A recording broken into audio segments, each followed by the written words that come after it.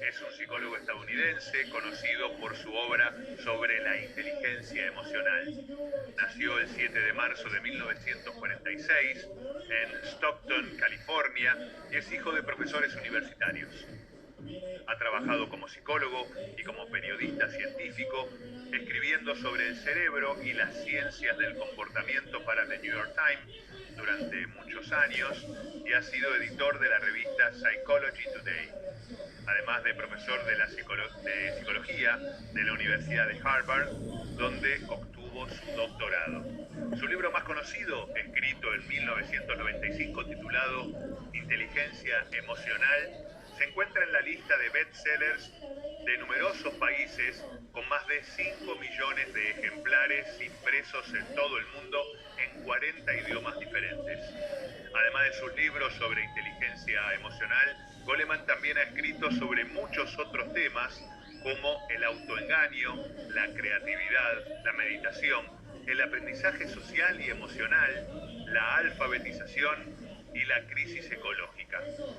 Su libro sobre inteligencia emocional fue nombrado uno de los 25 libros de gestión empresarial más influyentes por Time Magazine, el Financial Times, el Wall Street Journal y el Accenture Institute for Strategic Change han incluido a Goleman entre los pensadores de negocios más influyentes de todos los tiempos. Y es un honor para la Fundación CEMAR tenerlo nuevamente virtualmente. Ya lo tuvimos presencialmente en el Teatro Coliseo, ahora de manera virtual. Bienvenido, doctor Daniel Goleman. Thank you so much for that very kind introduction. Muchas gracias por tan gentil presentación. Voy a estar hablando en la próxima hora sobre por qué y cómo construir una organización emocionalmente inteligente. Y cuando digo organización, probablemente nos centremos en los ejemplos de las empresas, pero puede aplicarse a las escuelas, a los hospitales, a cualquier organización. Voy a comenzar con algo que vi que ocurrió la semana pasada. Me pidieron que hiciera una consultoría con un equipo líder y el líder de este equipo tenía una queja de un cliente de esa organización y se había perturbado mucho, realmente estaba furioso, porque uno de los miembros de ese equipo había tratado mal a un cliente. No solamente lo había maltratado, sino que lo había criticado por correo y había dicho en un tono bastante furioso o elevado, bueno, puede venir a verme. Y dijo, bueno, vamos a responder a todos sin darse cuenta. Hizo reply all. Y en realidad, cuando se dio cuenta, obviamente se enfureció, se sintió avergonzado, estaba muy mal, estaba ansioso, sumamente agitado y decidió, bueno, a lo mejor debo renunciar. Y esa era la crisis que se me planteó. Y desde luego uno debería asegurarse de que eso nunca ocurriera en una organización socialmente o emocionalmente inteligente, pero debo decir que ese ejecutivo en realidad que se salió de sus casillas necesita gestión autoemocional, cierta empatía también para darse cuenta de lo que hizo en realidad, cómo impactó con ese empleado, con ese grupo. Y tiene que entender también, a partir del coaching y cómo desarrollar esas fortalezas, es parte de los talentos de un líder. Y debe también entender que el equipo que lidera debe tener también una norma de seguridad donde esas personas, esos miembros, sientan que están seguros cuando piensen y cuando hablen lo que sienten y piensan y que no van a ser atacados. Estas son las bases también de lo que es una organización emocionalmente inteligente y vamos a abordar esto en mayor detalle para que puedan entender por qué y cómo podemos construirlas. En primer lugar, Francisco, si puedes pasar a la primera diapositiva, puedes compartir la pantalla, por favor. Quisiera entrar en lo que es la esfera individual para ver lo que significa, qué significa ser alguien con un rendimiento óptimo. Esto es un modelo general de lo que ocurre dentro de una persona cuando están en su rendimiento óptimo. cuando están en su peor rendimiento. Y la mano derecha puede estar en su peor momento porque están en un estado de estrés constante, y el lado izquierdo pueden estar también en otro peor momento porque están aburridos. Pero cuando una persona está en su estado óptimo, significa que su eficiencia cognitiva está en su máximo rendimiento. Significa que todo talento que poseen pueden implementarlo con total capacidad. Aquí es donde quieren estar y donde quieren también que cada miembro de su equipo esté, y donde todos deberían estar o deberían tratar de estar en una organización que sea emocionalmente inteligente, porque de esa manera pueden dar toda su atención a la tarea que tienen que realizar y pueden ser flexibles para adaptarse a los desafíos. También están absortos, plenamente concentrados en lo que están realizando y no están distraídos. El tiempo en ese momento va a transcurrir rápidamente porque justamente no están conscientes del tiempo, y es maravilloso las sensaciones de bienestar, de poder estar absortos y con plena atención a lo que están realizando. Entonces, ¿cómo podemos alentar a las personas de que puedan hacer para llegar a esto? Hay una serie de pautas. Una es tener muy claras cuáles son las expectativas. ¿Cómo se ve ese rendimiento o desempeño? El segundo puede ser contraintuitivo. Este aspecto tiene que ver con dejarlas a las personas que en realidad lo hagan de la manera que ellos quieran. Se hace después una microgestión. Y el tercero es darles un feedback o retroalimentación o devolución inmediata para ver cómo hicieron lo que acaban de hacer. Y en general, cuando uno asigna tareas que puede generalmente en realidad tocar lo que son sus mejores habilidades o ayudan a desplegar sus mejores competencias, ahora voy a contarles cómo hacerlo. Siguiente diapositiva, Francisco, por favor. Quiero mostrarles qué es lo que ocurre en el cerebro de alguien que está justamente en su peor estado o en su mejor estado. Esta es la corteza o el córtex prefrontal, sumamente importante. Es donde nuestras mejores habilidades residen, y esta es la parte justamente del cerebro que presta atención, que comprende, que toma buenas decisiones, que puede ser capaz de solucionar problemas, que puede aprender. Estas son ustedes en su rendimiento óptimo, en su mejor estado. Aquí es donde reside en el cerebro, pero está en constante lucha con los centros de las emociones, justamente esa parte en marrón, particularmente la amígdala, que es el radar de la amígdala para detectar amenazas. En este momento la amígdala está preguntando lo que históricamente se ha preguntado: ¿estoy segura, estoy a salvo? Y si piensa que la respuesta es no, entonces el cerebro está diseñado para que la amígdala y los centros emocionales puedan inundar el resto del cerebro, y esa parte de la corteza prefrontal.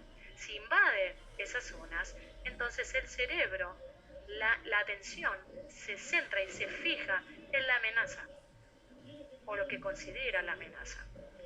Entonces, generalmente uno va a tratar de pensar en la memoria que va a ser borrosa, va a tratar de ver qué era lo mejor para hacer en esa situación. Y de esa manera es como nosotros volvemos a aprender esos hábitos que se van a manifestar de manera rígida. Entonces uno puede tomar algo que aprendió a lo largo del tiempo a realizar, pero no de la mejor manera. Y hay algunos problemas con esto, porque la amígdala, en realidad, que dispara este radar ante amenazas, justamente dispara esta alerta y lo que hace es tomar una decisión. Pero las amenazas, en realidad, las que reaccionamos hoy son simbólicas, en realidad, no son físicas.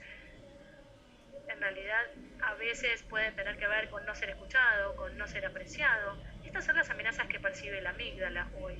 Pero tenemos la misma respuesta biológica completa de lo que podríamos recordar como lo que fue un secuestro de la amígdala histórica del Elon Musk, 1 o 2 años atrás, que se enfureció porque Tesla no iba a cumplir con sus objetivos al lanzar un nuevo modelo a tiempo.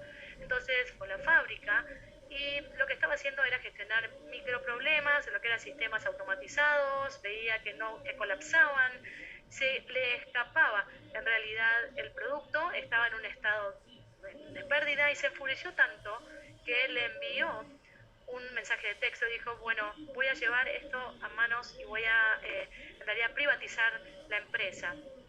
Y sin seguir las reglas sobre cómo gestionar una empresa. Justamente él es multimillonario, pero esto le generó muchísimos juicios e hizo que dejara, que tuviera que renunciar a su puesto de director del board en Tesla. Así que eso es un ejemplo del secuestro amigdalino. Cada vez que uno siente esto como líder, es justamente un traspié que puede surgir o que puede sufrir la organización, sea una empresa, sea un hospital, sea cualquier tipo de institución, incluso una escuela. Cuando ocurre este secuestro amigdalino, en realidad, y vemos esta crisis, o estamos en crisis, la buena noticia es que este impulso llega a la corteza prefrontal o el córtex prefrontal y el cerebro tiene tiempo para recabar información de otros circuitos y puede llegar a decir, por ejemplo, ocurre este secuestro porque uno considera que esta persona no nos está tratando de manera justa, esa es una amenaza. Otra información puede decir, bueno, atentos, pero este es tu jefe, entonces no podemos enfurecernos, debemos sonreír y decir, bueno, vamos a hablarlo en otro momento. Entonces, hablamos de inteligencia emocional, hablamos de esta coordinación fluida entre los centros neuronales y la neocorteza o la corteza prefrontal. Y ahora, Francisco, si podemos pasar a la siguiente diapositiva, por favor. Quisiera hablar sobre los bloques sobre los que construimos justamente esta inteligencia emocional en los individuos. Y hay 4 segmentos: la autoconciencia. Esto significa que sabemos lo que sentimos, por qué lo sentimos. También la autogestión, utilizar la información para poder lidiar con esas emociones de manera positiva. La conciencia social, que tiene que ver con la empatía, con sintonizar con los sentimientos de otros. Y también la gestión de las relaciones, que tienen que ver con poder reunir todo esto para poder generar relaciones armoniosas y efectivas o eficaces. Y ahora la inteligencia emocional ha sido ampliamente reconocida y también sale en muchísimas revistas en Estados Unidos que dicen también en los negocios y en las empresas que la inteligencia emocional es algo que todos deben tener. En Business Group también dicen, bueno, la inteligencia emocional es donde deben centrarse todos los coaches para los líderes, también en lo que son el Foro Económico Mundial, también está hablando de inteligencia emocional, así que todos reconocen la importancia. Francisco, si puedes pasar a la siguiente diapositiva, voy a contarles la diferencia entre la inteligencia emocional y el coeficiente intelectual, que tiene que ver con distintas áreas del cerebro.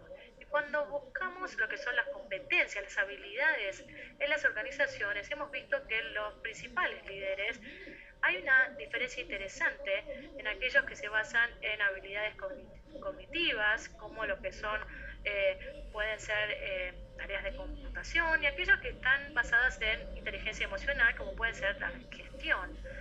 Y a lo largo del tiempo, las habilidades o destrezas de inteligencia emocional son doblemente importantes que aquellas que se basan en el coeficiente intelectual.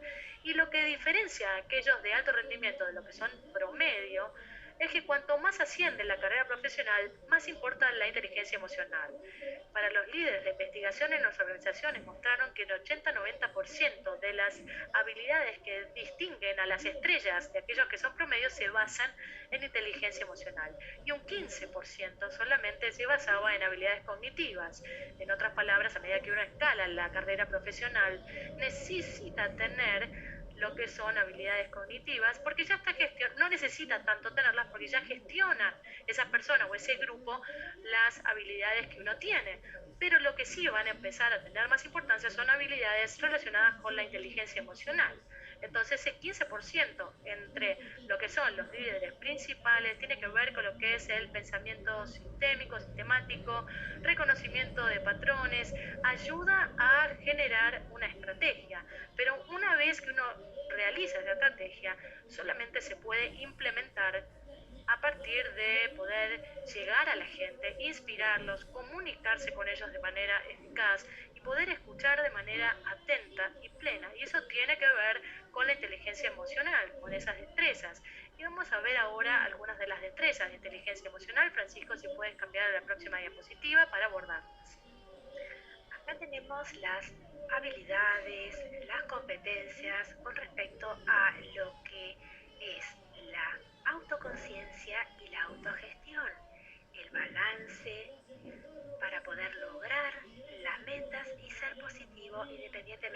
que pase. Vamos a hablar de la autoconciencia, que quiere decir que uno sabe lo que está sintiendo y por qué, uno está sintonizado a sus señales, saben cómo los sentimientos están impactando en su desempeño o rendimiento y tiene una conciencia de sus valores y metas.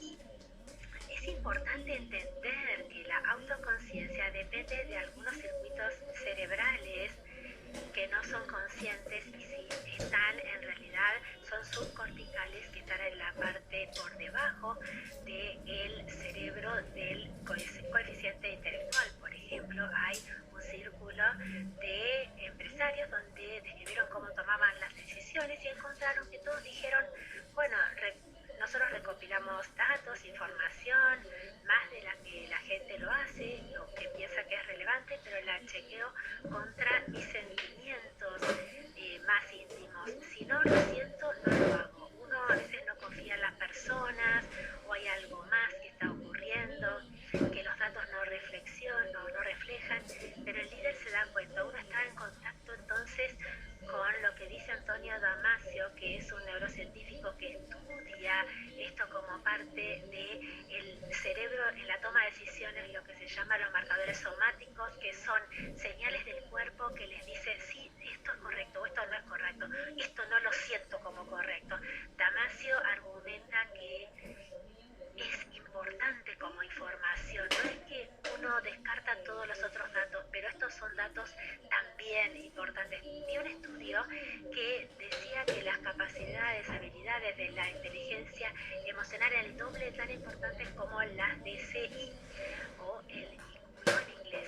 Son importantes pero de manera diferente.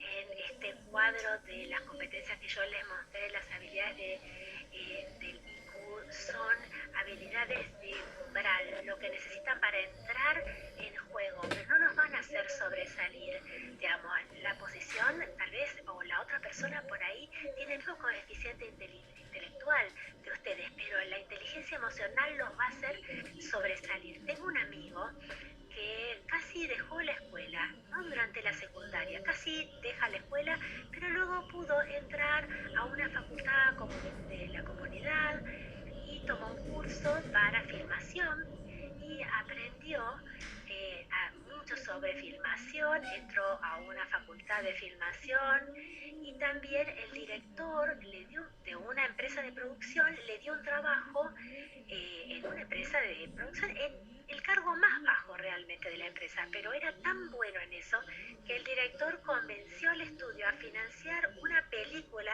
sobre la base de un guión que él había hecho y él dirigió esa película y todos se sorprendieron de lo bueno que fue esta película, lo apoyó el estudio, pero a él no le gustaba la forma en la que habían editado su película, ¿no? Era un artista creativo, él quería la libertad, así que dijo no al estudio, financió su estudio, financió sus propias películas, casi entró en quiebra, pero pudo terminar la filmación y deben ver esa película, se llama Star Wars. ¿La vieron? George Lucas es alguien que se sintonó o entró en sintonía con sus propios valores y su propio sentido de los valores. Y a pesar de que esto lo puso en riesgo desde el punto de vista financiero, él quería tener una edición final de su película. Él era un artista creativo, no quería que nadie más tocara su producto final. Y esto es realmente una función muy importante de la autoconciencia o conciencia propia. Vamos a hablar ahora del equilibrio emocional, que es un elemento muy importante de la autogestión. Uno puede ser efectivo, pero con la mente clara, se puede recuperar rápidamente de aquellas caídas y les voy a mostrar un truco pequeño.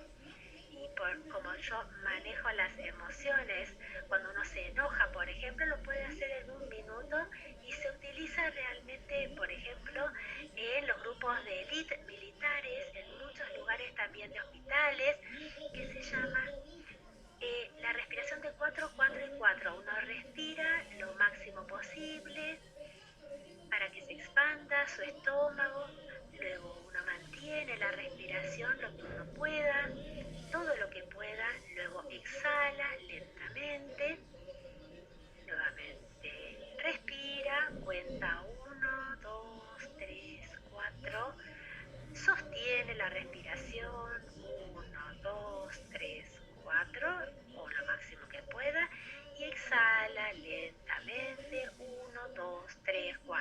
lo hace 6 veces, aproximadamente cambia la fisiología de estar enojado, lo que se llama el sistema nervioso simpático, a un modo de recuperación parasimpático. Y es aquí donde el organismo se recupera del estrés.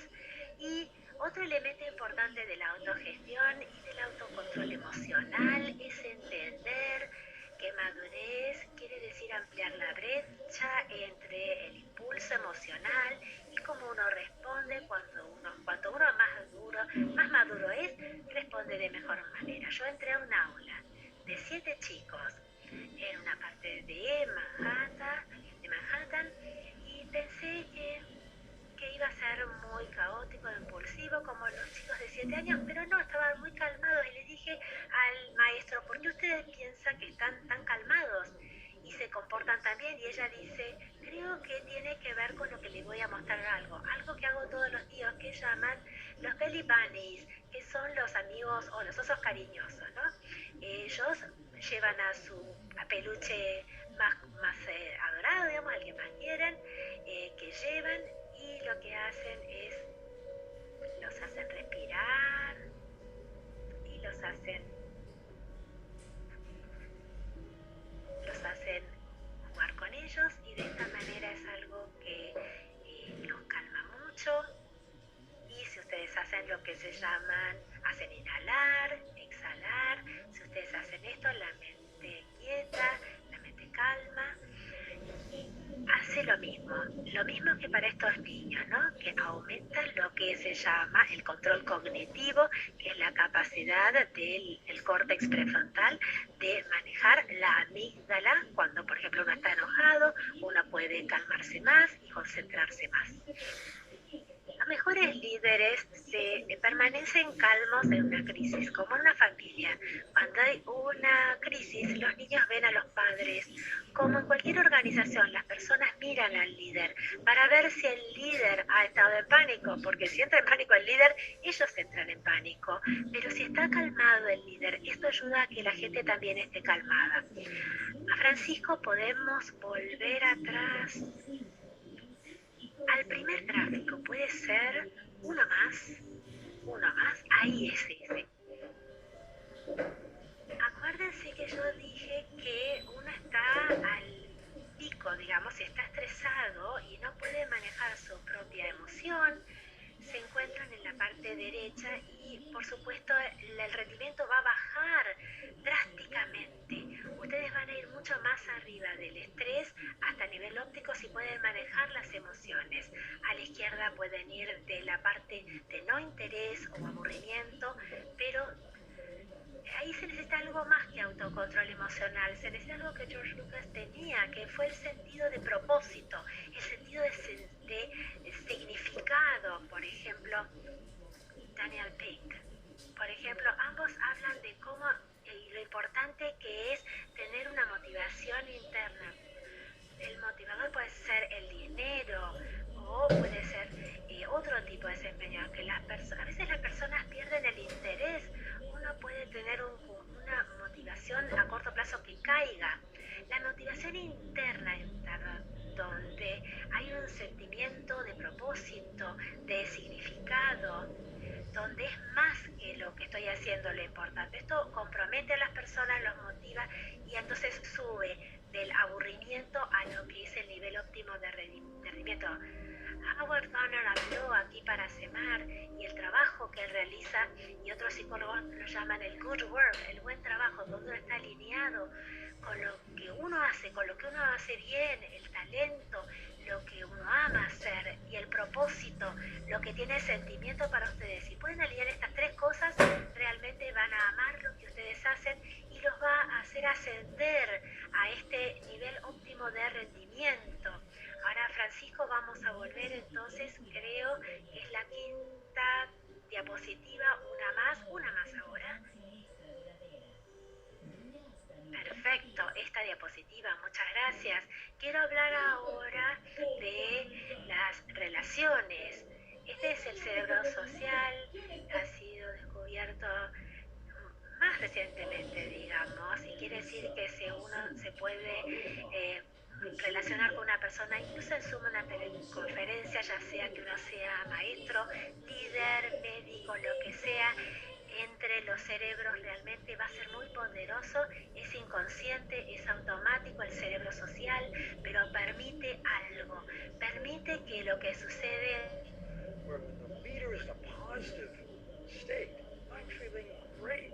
People on that leader's team catch that state, performance goes up, it moves them toward their maximum cognitive efficiency. If the leader's in a negative state, emotions are highly contagious. People around that leader catch that and their performance goes down. That's the key point here on the social brain. This happens automatically. We don't even realize, but it's... Daniel, can you wait for us a minute? Because our translator has stopped the transmission. Le estoy explicando a Daniel Goleman que espere unos minutos porque nuestra traductora ha interrumpido la transmisión, quizá por un problema técnico también. We are waiting. Aquí estamos, for them. no hay Acá problema. están. They are back. Sí, yo sigo, Daniel. no hay problema. Muy bien. Todo tuyo.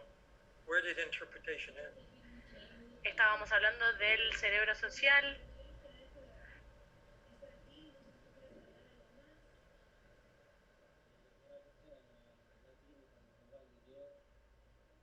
And did we talk about leaders and teams? Ya estamos listos para continuar, Daniel. Estamos Pick up on todos, the social brain. les digo a todos los que están poniendo por el chat que ya solucionamos el problema, ya está conectada la intérprete con nosotros, listos para continuar. Entonces,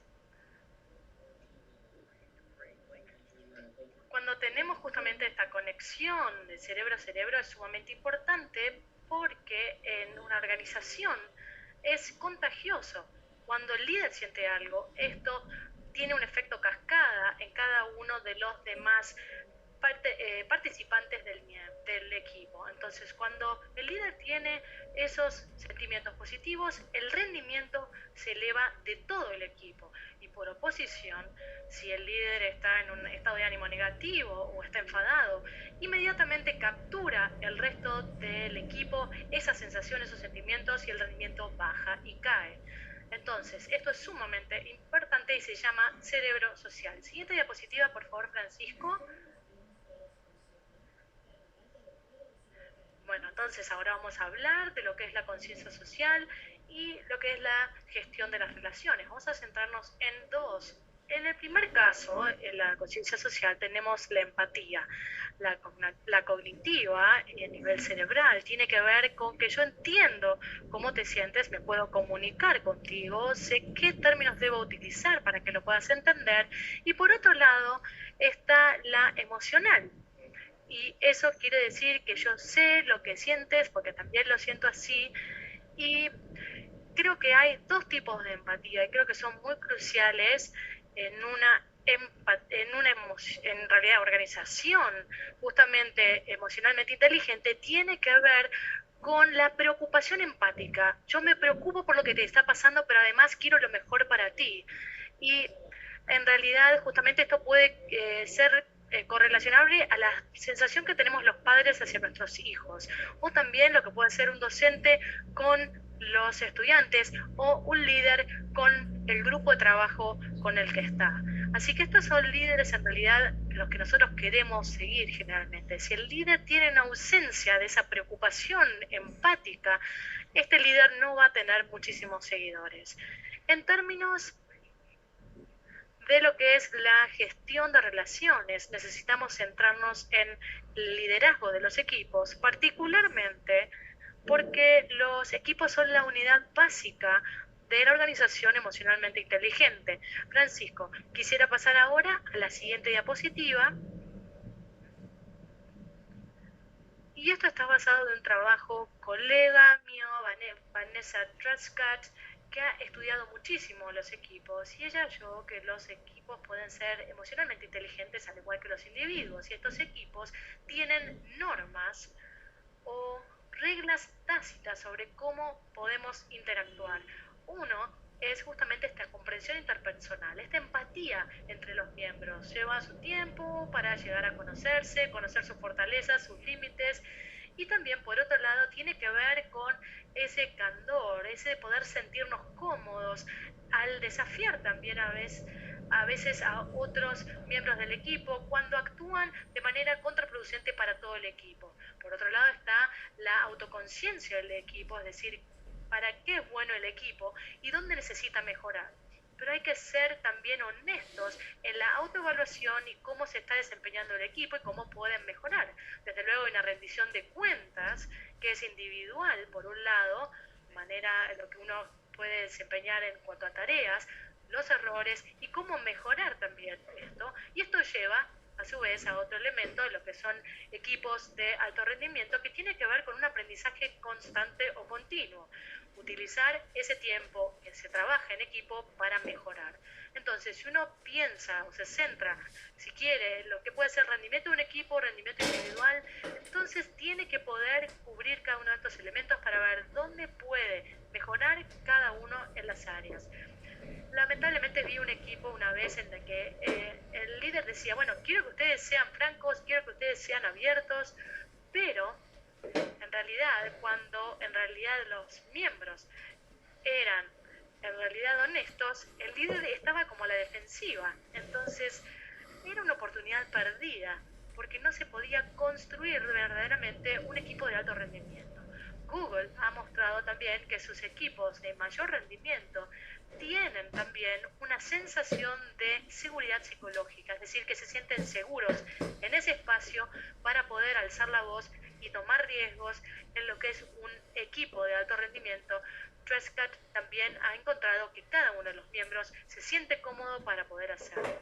Trescott también en investigaciones más recientes encontró que en estos equipos la gente tiene ese sentido de pertenencia, puede sentirse bienvenido, tiene esa seguridad psicológica y pensando en términos de una organización, esto significa que si la gente siente que pertenece a ella, en ese caso la diversidad no es un desafío, eso en realidad es bienvenido y desde luego cada uno de los miembros se siente de esa manera. Hay una actitud entonces de inclusión, de diversidad que es natural si hay una sensación de pertenencia fuerte. Y hay muchísima investigación desarrollada a nivel de las unidades de las empresas también, en lo que es organización, que quisiera compartir con ustedes. Francisco, si pasamos a la siguiente diapositiva, esto está basado en muchísima investigación llevada a cabo y muestra que la inteligencia emocional más elevada en un equipo o en un líder con sus empleados predice también la satisfacción laboral y pueden ver por qué se dan cuenta de que las personas se sienten pertenecientes a eso o por qué también mejoran. Tiene que ver también con menor rotación y me encanta ser parte de este equipo, me encanta ser parte de este equipo, me quiero quedar acá. Hay también una sensación en el puesto de trabajo más positiva. La gente se siente bien al ser parte de ese equipo y al desarrollar las tareas que tiene que hacer, estar en ese espacio de máxima eficiencia cognitiva para poder tener entonces un rendimiento laboral mejor.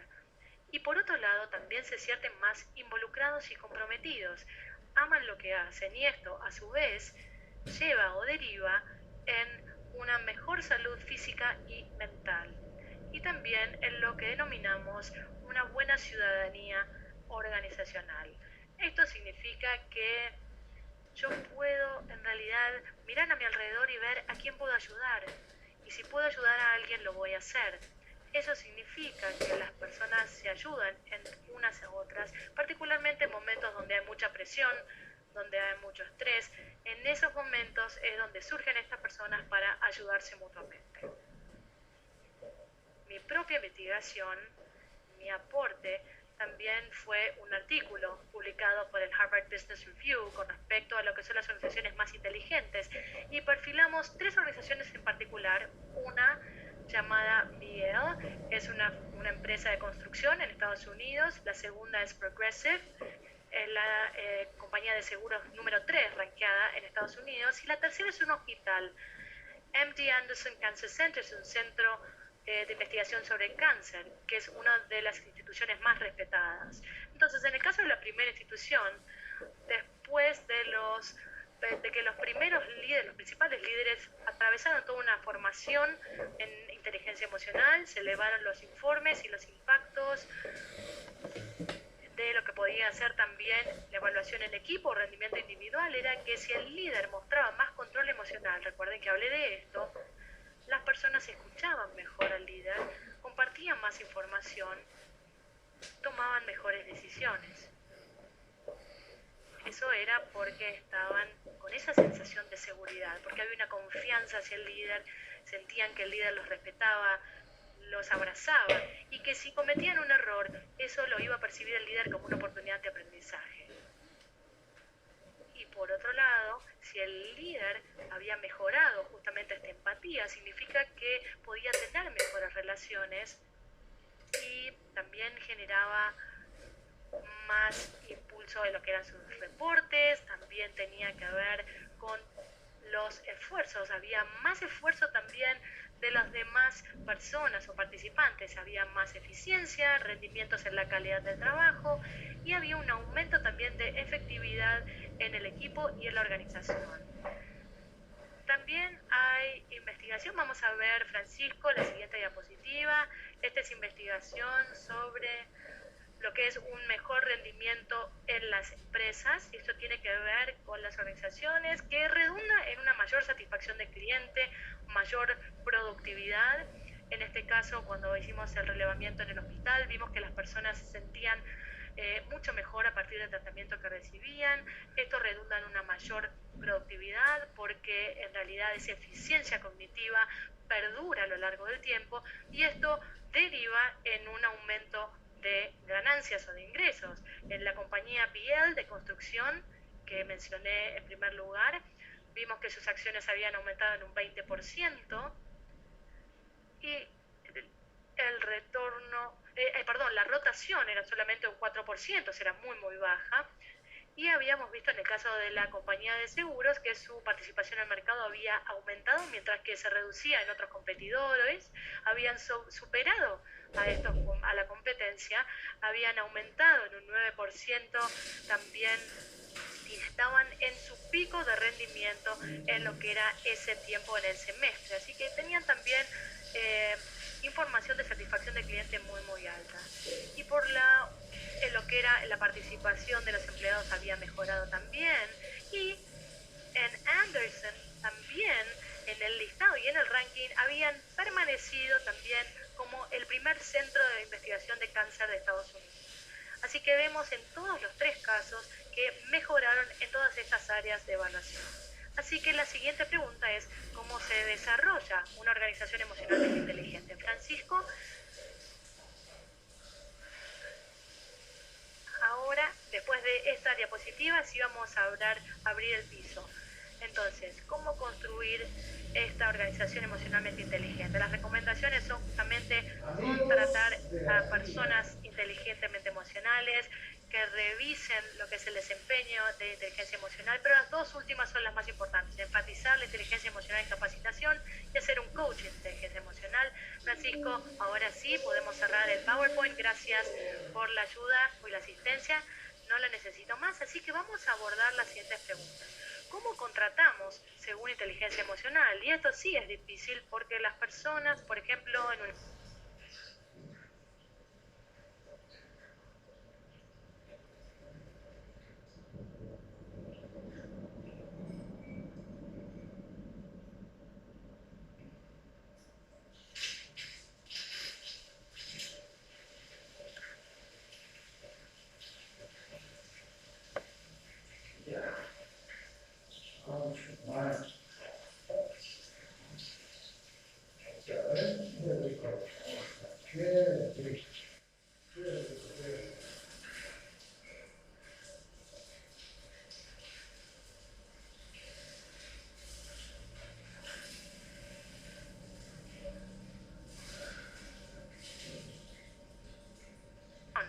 Biel, en la empresa de construcción, sí es obligatorio.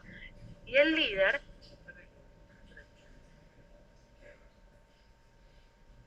esto significa que reciben devoluciones a partir de las evaluaciones de cada uno, pero estos líderes están dispuestos a tener esa formación, tienen un plan personalizado para desarrollar su inteligencia emocional y cada uno tiene, como dije, un plan personalizado, customizado, y hay una reunión mensual como grupo donde se reúne para hacer prácticas, para hablar sobre sus fracasos, sus éxitos. Hay también una evaluación de lo que pueden ser, en otro caso, donde hay muchísimos líderes, es una de las más prestigiosas organizaciones, recibe también formación en todos sus puestos de liderazgo y todos la aceptan y tienen más de 7.000 personas entrenadas en inteligencia emocional. Y permítanme que les diga también cuáles son los pasos para poder desarrollar a nivel individual la inteligencia emocional. En primer lugar, tiene que preguntarse, ¿me importa? Porque si la respuesta es no, ahí nos detenemos. Si la respuesta es sí, entonces piensen dónde quieren estar, cuáles son sus objetivos, dónde quieren estar en su carrera, en su vida, cómo puede la inteligencia emocional trabajar para que ustedes estén allí. El segundo paso es poder obtener un buen diagnóstico, también ver cuáles son sus fortalezas, sus limitaciones, y luego dar un paso atrás y dar con claridad hacia dónde quieren ir, porque puede ocurrir que esto sea parte de la inteligencia emocional para poder ayudarlos a trabajar hacia ahí.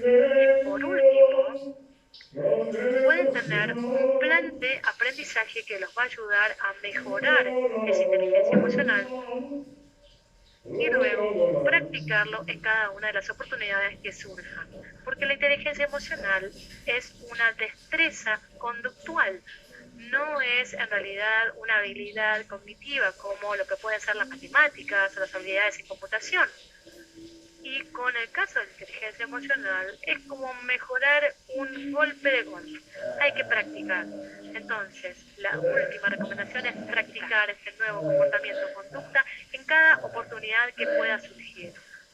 Richard Boyatzis, colega mío que ha hecho esto con sus estudiantes en la escuela de negocios, halló que no solamente esto mejora a través de la práctica en 6 meses, sino que aquellos que trabajan con él 7 años más tarde pueden ver también esa mejora y a un dominio de la inteligencia emocional. Y por último, creo que cualquier organización emocionalmente inteligente debe tener una cultura que la promueva. Uno necesita una lead, una persona que sea promotora de esa cultura, pero es importante que cada uno lo identifique. Las compañías, por ejemplo, en BL, la empresa constructora, el CEO es quien lo promueve. Habla justamente de promover esta cultura.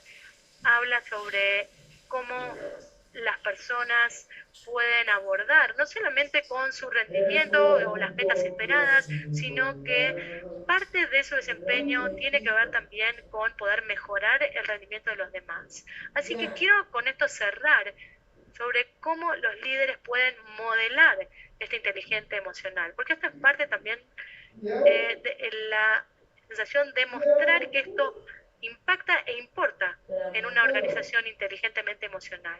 Entonces, tenemos que modelar esto. Recuerden que el líder que mencioné al principio, que estaba enfurecido y que se enfureció con esta persona del equipo, que en realidad había manifestado sus pensamientos, sus ideas, bueno, es mejor que en realidad un cliente, si alguien se tiene que quejar, bueno, el jefe tiene que asumir a veces que hubo un error y no puede asumir que el error lo tuvo el cliente o que tiene la culpa. Hay que detenerse, evaluar y esperar y no tener un impacto directo en el empleado. Pensar, aun cuando la culpa haya sido del empleado, el líder quiere asegurarse de que esta sea una oportunidad de aprendizaje para su empleado. Así que tienen que tener cuidado con cómo se posicionan, con cómo abordan el tema de que se equivocó ese empleado, cómo brindan esa devolución. Porque la devolución en cuanto al desempeño es esencial para cada uno, pero lo quieren hacer de manera que, por ejemplo, digan, bueno, sabemos que eres muy bueno en esto y esto, decir aspectos positivos de ese empleado, y después decir, bueno, cuando hiciste esto, en realidad no nos ayudó hacia la concreción o la consecución de esta meta, por ejemplo. Y pensamos que aquí puede haber habido un camino equivocado. Entonces mostramos cómo puede funcionar bien y le decimos, vamos a ayudarte a lograrlo. Entonces, eso se toma y se percibe por el empleado como una oportunidad de aprendizaje. De esa manera, cada organización puede ser emocionalmente inteligente, pero tiene que tener líderes que modelen esto. Y por otro lado, tiene que haber inteligencia que sea también transparente. Cuando, por ejemplo, hay un líder que no está en su función y hay un segundo que va a tomar esa posición, tiene que poder manifestar que hay en realidad que sus propios sentimientos son de tristeza o de pena porque esa persona tenga que tomar el rol de otro, pero debe compartir esas emociones con los demás y no simplemente decir yo asumo el rol y me manifiesto como alguien fuerte sin sensaciones o sin emociones. Eso genera en las demás personas que son o que son parte de un círculo de seguridad donde se puede compartir lo que uno sienta. Y los líderes en estas organizaciones emocionalmente inteligentes pueden compartir la idea de que lo que hacemos es a través de una presencia emocional. Hablamos de empatía, de estar en sintonía, de preocuparse por el otro o por la otra persona. Esta es la base del rapport, de la afinidad. Y hay muchos aspectos. La primera es la atención plena. El segundo es una sincronización no verbal. ¿Sí? Si nosotros viéramos una imagen de dos personas que están en esa afinidad plena, veríamos como esos cuerpos en una coreografía perfecta. La tercera es justamente donde vemos esa eficiencia cognitiva en su máximo rendimiento.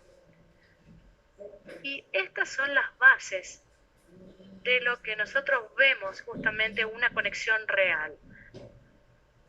Cuando tenemos esa presencia plena con la otra persona, donde tenemos una comunicación total y bien dirigida, que tiene su impacto máximo. Entonces, recuerdo en Regreso, cuando el líder de la división de cliente en aseguramiento de calidad, teníamos este desafío y durante la pandemia de COVID, en confinamiento, ese líder trataba de mantener en realidad reuniones uno a uno con su equipo de gestión superior, pero lo que decidió hacer fue abrir un espacio donde las personas pudieran compartir su vida sobre lo que fueran aniversarios o pérdidas que estaban ocurriendo en la pandemia. Y esto luego le seguía un mensaje personalizado a cada uno a partir de las experiencias que había manifestado. He hablado ahora durante muchísimo tiempo, ahora quiero dar la palabra al piso para saber exactamente qué es lo que les ha interesado. Adelante, muchísimas gracias. Muy bien, muchísimas gracias. Primero agradecer al doctor Daniel Goleman por estas palabras. Segundo, fíjate ya su biblioteca, ¿no? Inteligencia emocional, tiene los libros y las fotos de los seres queridos arriba, ¿no? Qué mezcla de inteligencia y emoción. Como periodista también lo tengo que marcar porque existe. Ya está conectada con nosotros, doctor Daniel Goleman, ya está conectada con nosotros Marcela Margalot, que es la ganadora de la pregunta en vivo para hacerle a usted. ¿Me escuchás correctamente, Marcela? Bienvenida. Estás muteada, creo. ¿Puede ser? ¿Puede ser que estés muteada en este momento? A ver. Sí, ¿Ahí? A ver ahora. Buenas tardes. Ahora sí. Buenas tardes, doctor Daniel Goleman. Buenas tardes, IPEC 2021. Buenas tardes, Fundación CEMAR. Intensamente emocionada, intensamente feliz por la posibilidad que tengo de estar aquí, conectada con el doctor Daniel Goleman. Si me permiten, y no perder más tiempo, voy a la pregunta. Desde la perspectiva, desde la inteligencia emocional, ¿qué opinión le merece sobre el impacto positivo y o negativo del uso de la tecnología en redes sociales en niños de edad escolar? y en lo posible sugerencias para poder abordarla en la escuela y o en la familia. Muchas gracias. Well, I think that teachers and Creo parents que los maestros y los padres tienen que ser conscientes del desarrollo de las etapas de los niños y lo que es apropiado en cada etapa de los niños en términos del uso de redes sociales. Los niños más chicos, por ejemplo, que están en preescolar, no creo que sea una buena idea utilizar las redes sociales como babysitter para cuidar a los niños cuando tienen 4 o 6 años, porque no les permiten. Por ejemplo, yo tengo un hijo que tiene 2 hijos de 4 y 6 y solamente pueden ver un canal de naturaleza para aprender de animales, les encanta la naturaleza y los animales y él los deja, como para hacer un refuerzo de lo que es para hacer la tarea de que tengan que hacer en la escuela, etcétera. Por lo tanto, es una buena manera de utilizar las redes sociales como refuerzo en la educación, pero creo que es importante regular el uso y los canales de redes sociales que un niño puede acceder a la escuela primaria, por ejemplo, de 6 a 10 años, 11 años. Por ejemplo, uno utiliza programas como una recompensa a veces, y esto aumenta el control cognitivo. Uno deja que vea algún programa que ellos disfruten, pero solamente después de hacer la tarea, por ejemplo, como una recompensa. Encontramos entonces que esto aumenta la capacidad o la habilidad del área prefrontal del cerebro de manejar las emociones. ¿Se acuerdan el ejercicio que hacían con los peluches, ¿no? Para ejercer el control cognitivo? Y dicho sea de paso, ha sido descubierto que de las edades de 4 hasta los 30 años fue un predictor muy importante del éxito financiero, que un niño que tenga un aumento o un CI muy alto. Como es muy importante que los padres y los maestros puedan desarrollar el control cognitivo demorando la gratificación. Por ejemplo, simplemente haciendo eso. Por ejemplo, hay un caso muy importante, ustedes pueden conocer, es un estudio de 4 niños donde llevamos en la Universidad de Stanford a una sala, les dieron ahí un jugo y les dijo, bueno, pueden tomar esto, pero si esperan hasta que yo vuelva, tengo que hacer 2 cosas y pueden tener 2 jugos. Y el experimento es que hay un pobre chico que está mirando el dulce, digamos, y un tercio de ellos en realidad otros esperaron hasta que el señor que hacía el experimento volviera o el maestro volviera. Bueno, una vez que, esperaron, ellos mostraron que tenían un control cognitivo y que les iba mejor después en sus exámenes que los chicos que no esperaban y que les va mejor en la vida, en sus carreras, que los niños que no podían esperar y los niños que enseguida fueron. Entonces, el control, esperar, es importante. Pueden utilizar entonces las redes sociales de manera selectiva en las escuelas primarias, y las redes sociales durante la adolescencia es importante para que mantengan las amistades, los niños y niñas, pero ahí el peligro es que los niños a veces son las redes sociales un poco duros con otros y pueden tener repercusiones donde los padres y los maestros tienen que estar atentos y hacer algo al respecto inmediatamente si los niños o niñas hacen un abuso de las redes sociales. Es una maravillosa pregunta. Muchísimas gracias.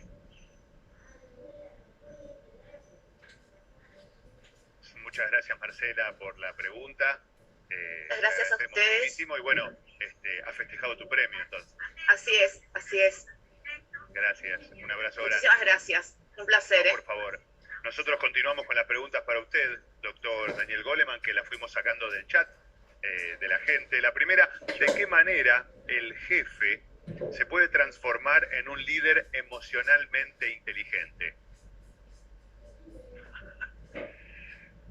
as I said, Como dije anteriormente, este jefe tiene que desear primero ser un líder emocionalmente inteligente, y es por eso que, dicho sea de paso, yo escribo en el Harvard Business Review y trato de utilizar la mayor parte de la investigación para apoyar, porque quiero convencer a personas como ese jefe que vale la pena y que van a tener mejores resultados de las personas si son más inteligentes desde el punto de vista emocional. Y acuérdense de los pasos, ¿no?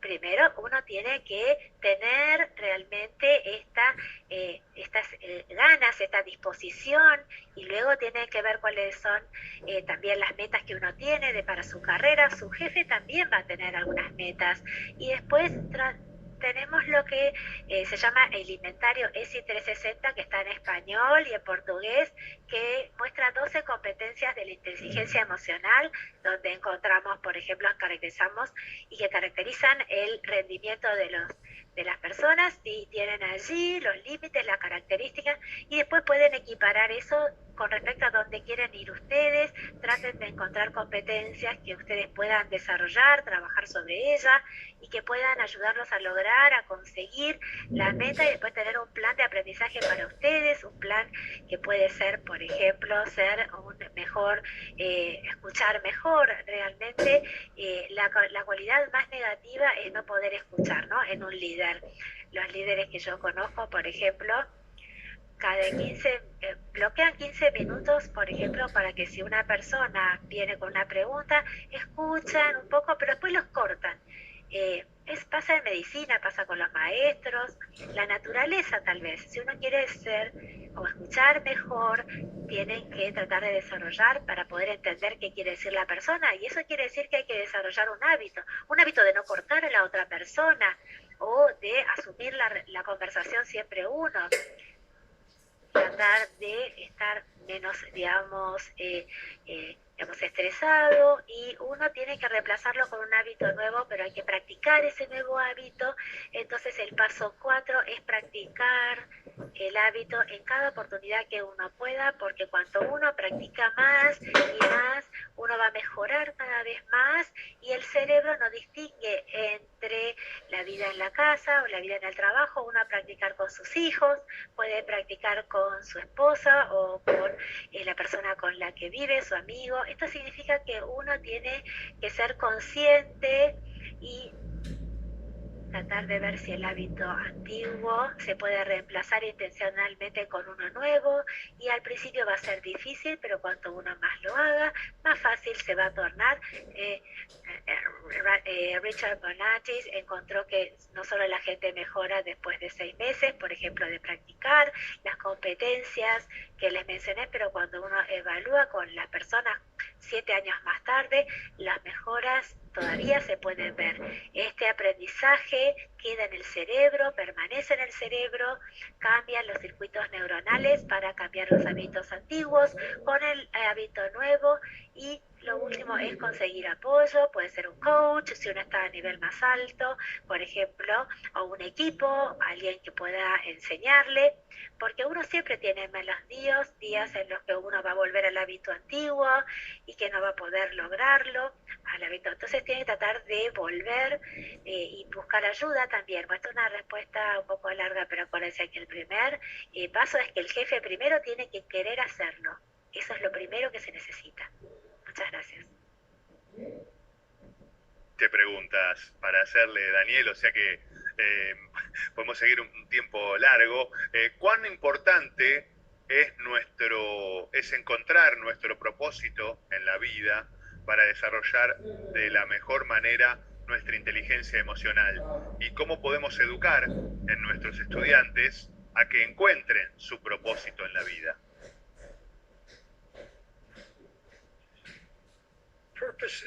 El propósito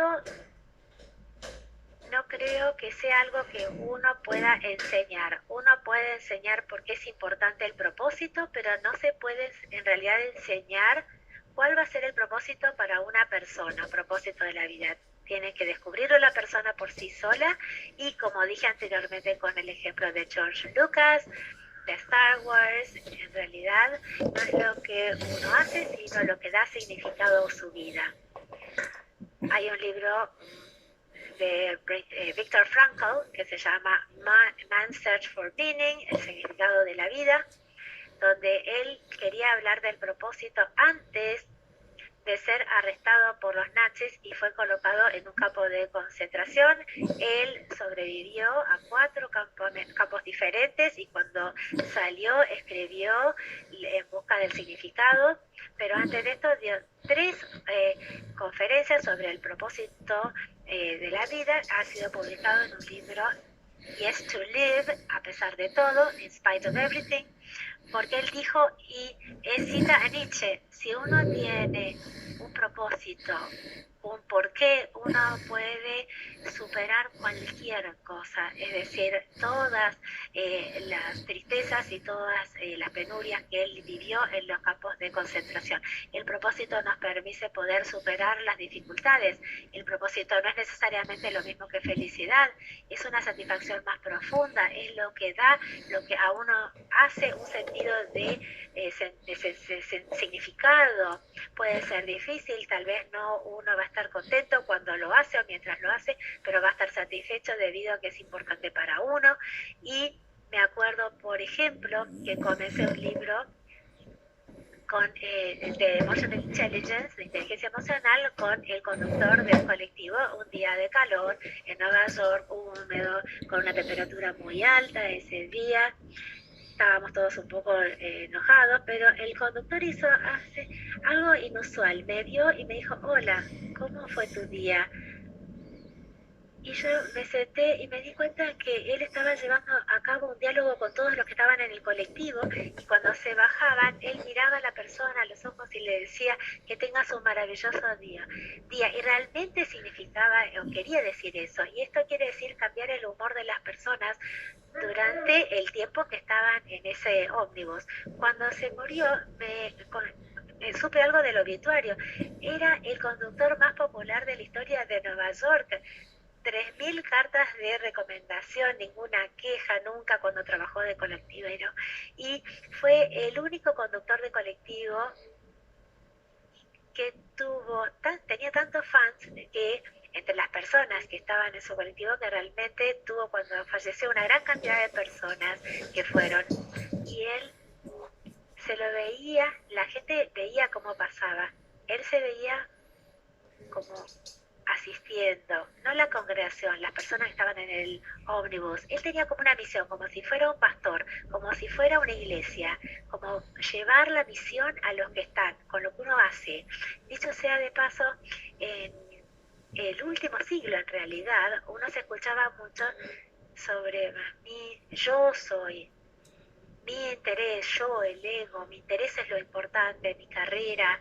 Pero ahora surgió más recientemente que el propósito y el significado tiene más que ver sobre las otras personas, ayudar a mis alumnos a aprender, o curar a las personas en cuanto a si uno es médico, o sobre el significado de lo que hacemos juntos en una organización, por ejemplo en una empresa. La gente está encontrando significado en lo que hacen, pero en particular significado en términos de ayudar a otros, no en él mismo, porque la misión es importante para otras personas, mejorar sus vidas, etcétera. Si uno tiene un significado, un propósito en la vida de ese tipo, lo que haga, no importa lo que sea, va a ser algo que uno va a estar comprometido a realizar. Es una pregunta realmente importante la que se formuló. Muchas gracias. Pasamos a la próxima pregunta, entonces. ¿Qué incidencias tienen las dimensiones de la vida personal, amorosa, social y espiritual en el liderazgo organizacional?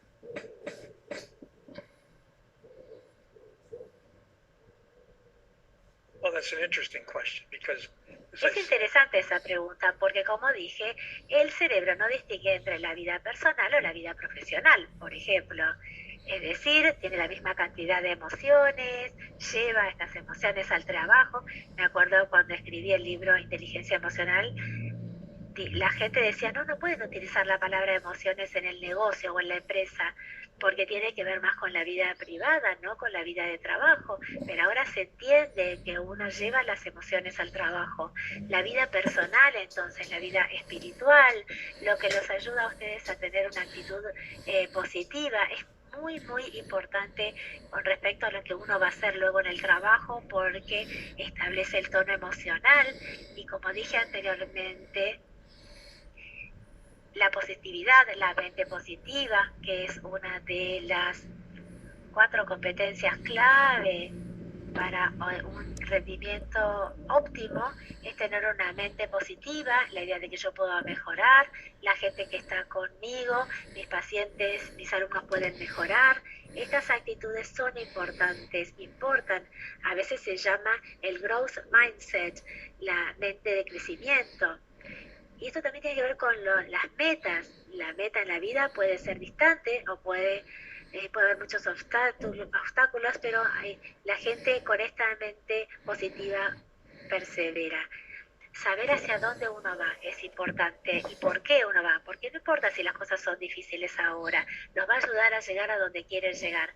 Todo esto es importante. Si la vida personal o las relaciones en este momento, si las relaciones son recompensantes y va a ayudar a que ustedes amen cada vez más lo que ustedes hacen, van a ayudar a que estén el estado de eficiencia cognitiva máximo, óptimo, así que yo diría que sí, no veo realmente una distinción importante emocionalmente entre la vida de trabajo y la vida laboral y la vida personal.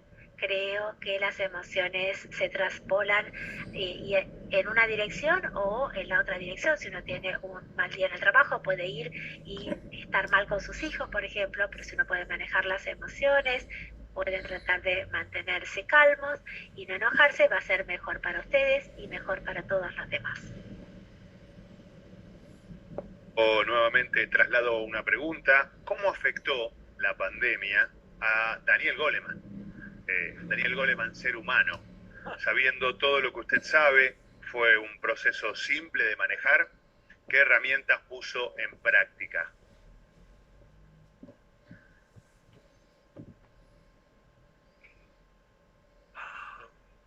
En realidad yo tuve una reacción bastante inusual a la pandemia. Antes de la pandemia, por ejemplo, tenía una conferencia, yo viajaba a Buenos Aires o Sao Paulo para dar la charla en persona, pero debido a la pandemia no tuve que viajar.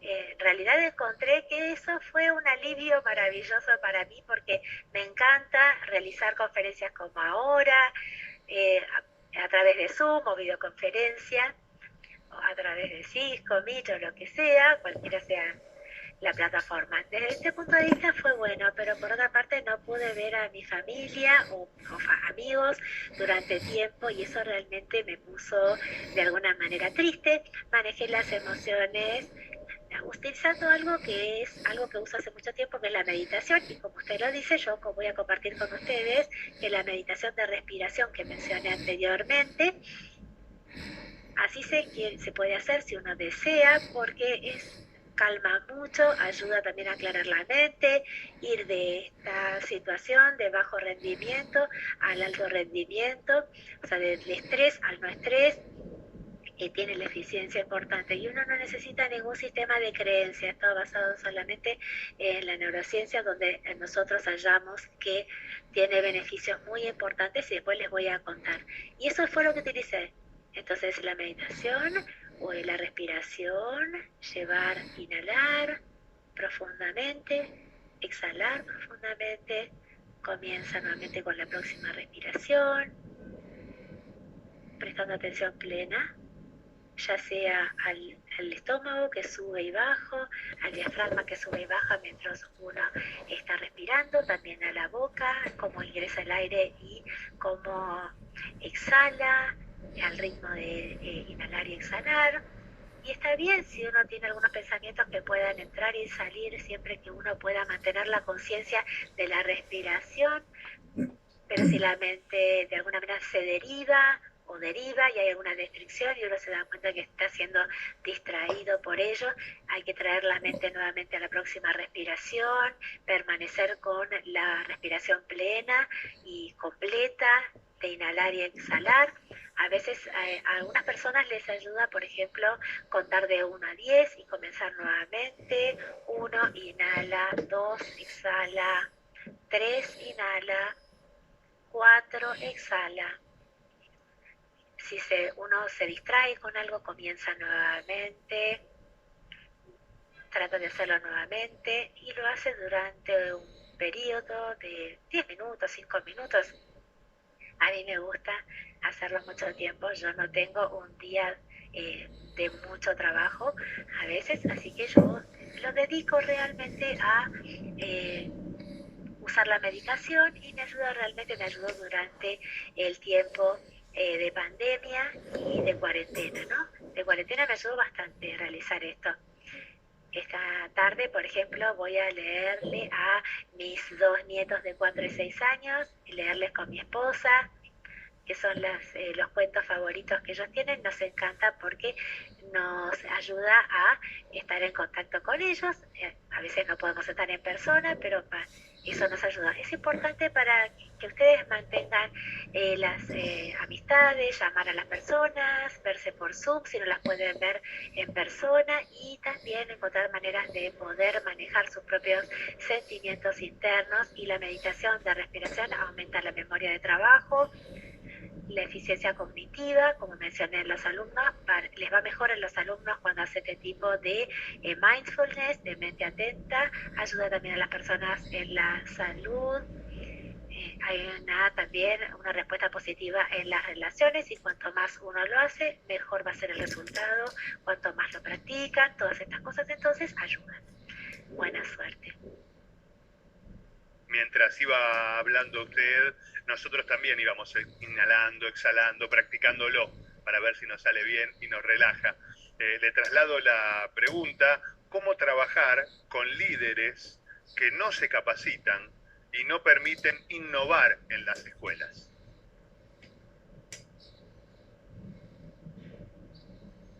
This is a very tough challenge. Es un desafío muy difícil cuando uno habla de las escuelas en este contexto, porque el programa curricular está determinado por alguien que está fuera de la escuela, ya sea también por el líder de la escuela, donde el maestro puede ser más innovador y puede realizar o querer realizar algo diferente. Por ejemplo, llevarle los peluches a los alumnos, pero no está en el programa. Ese es el tipo de las cuestiones.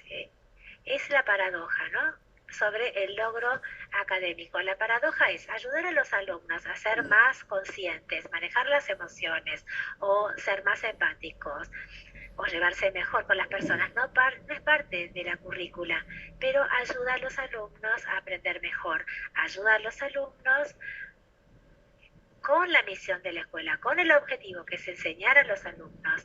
Entonces, una de las maneras en que la inteligencia emocional ha llegado a las escuelas es a través de lo que se llama el aprendizaje socioemocional. Hay una organización que yo les recomiendo a ustedes, CASEL.org, que es una organización sin fines de lucro y habla sobre las mejores prácticas para el aprendizaje socioemocional, que es la inteligencia emocional en las escuelas, y que los ayuda a encontrar los mejores programas, y les cuenta cuál es la investigación. La investigación ha sido muy buena realmente, y que demuestra que las escuelas que adoptan estos cursos tienen mejores resultados en cuanto a comportamiento de los alumnos, y de ser prosociales los alumnos, llevarse mejor, logros académicos también. Entonces los datos y la investigación son muy fuertes en este sentido, y les da realmente las herramientas para mostrarle a los decisores en las escuelas, en el distrito escolar, de que podríamos probar esto realmente. Si ustedes entonces son maestros en la escuela, encuentren aliados en la escuela, otros maestros o padres, o puede ser gente que tenga influencia en la comunidad, porque enseñar esto a los chicos en la escuela van a preparar mejor a los niños para el trabajo más adelante. Mostrar la habilidad máxima, eficiencia cognitiva, mejor comportamiento. Los empleados van a querer tener y contratar este tipo de individuos. Las escuelas tienen que preparar a estos alumnos a ser mejores trabajadores. Encuentren aliados entonces. Usen estos aliados para llegar a los decisores claves de la escuela y para poder ayudarlos en influir en la currícula. Y les deseo una buena suerte en esto. Bien, la importancia de saber gestionar las emociones, ¿no? Importantísimo. La página que nombró Daniel Goleman es www.casel.org para los que están pidiendo por el chat. Y la pregunta es, ¿cómo es un plan customizado? Nos preguntan a nosotros y se la traslado.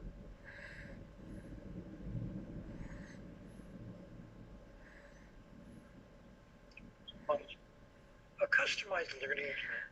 Muy bien, un plan customizado de aprendizaje. Si ustedes tienen una organización que tienen lo que nosotros llamamos la evaluación de 360 grados, entonces pueden utilizar eso para desarrollar un plan de aprendizaje. Richard Boyazzi en el Hay Group y yo desarrollamos justamente este inventario de competencias de inteligencia socioemocional que ayuden también para seleccionar a personas a quienes ustedes respetan, para que anónimamente los evalúen en 12 competencias. Entonces, de esa manera se obtiene un perfil de fortalezas y debilidades y a lo mejor pueden en realidad sentirse mal, pero de esa manera, al ser anónimas, en realidad se puede hacer un agregado de todos esos rankings o esas calificaciones para ver justamente cuáles son las cualidades, todas las competencias, el tema de la empatía, el tema de ser un miembro del equipo, y de esa manera hay una evaluación personalizada para desarrollar un plan de aprendizaje basado en dos cosas. Uno, hacia dónde quiere ir uno con respecto a la carrera, y dos, desarrollar un plan que lo va a ayudar a poder alcanzar esa meta. Entonces, esa es la manera en la que uno puede desarrollar primero una evaluación de aprendizaje personalizada y en segundo lugar el plan que deriva de esa evaluación. Gracias por preguntar. Que viene, justamente el año que viene, va a participar Daniel Goleman en CPEC 2022, Mentes para el Futuro, Minds for the Future, y abordará el modelo de competencia de liderazgo de la inteligencia emocional y social que desarrolló con Richard Boyatzis junto a su amigo Richard Davidson. Entonces, bueno, va a ser un tema que va a seguir trabajando seguramente. Doctor Goleman, ¿cómo combinar las diferencias individuales de tu equipo con la meta común del equipo? Well, it's interesting because es una pregunta muy interesante porque los miembros de un equipo van a ser diferentes. Esa es la forma en la que la naturaleza humana opera. El tema es que el equipo debe valorar esa diversidad. Los más innovadores, los más creativos, los equipos de más alto rendimiento valoran la diversidad. No tratan de hacer encajar ese molde único para todo el mundo. Un único propósito, un único objetivo, una única actitud.